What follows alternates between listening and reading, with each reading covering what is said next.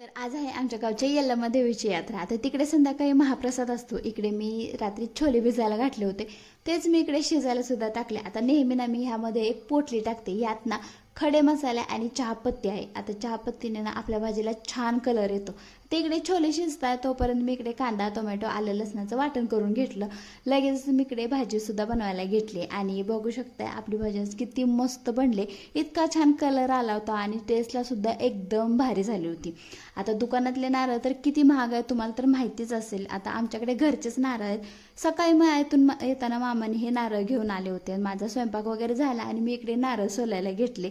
आता आज ना नारळ सोलताना एक गंमतच झाली. ते म्हणजे एक नारळ मी इतक्या जोरात आपटला ना की डायरेक्ट त्याचे असे 2 तुकडेच झाले.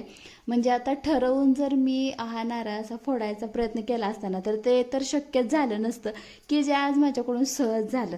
तर अशा प्रकारे एक नारळ तर आज माझ्याकडून वेस्ट गेला आणि पाणी पण सगळं खालीच सांडलं. त्यानंतर आत्ती आणि माझ्या सगळ्या चुलत सासूबाई निघाल्या होत्या देवाला जायला नारळ वगैरे फोडायला. तर त्यांच्या मागे ना माझं एक पिल्लू पण लागलं होतं.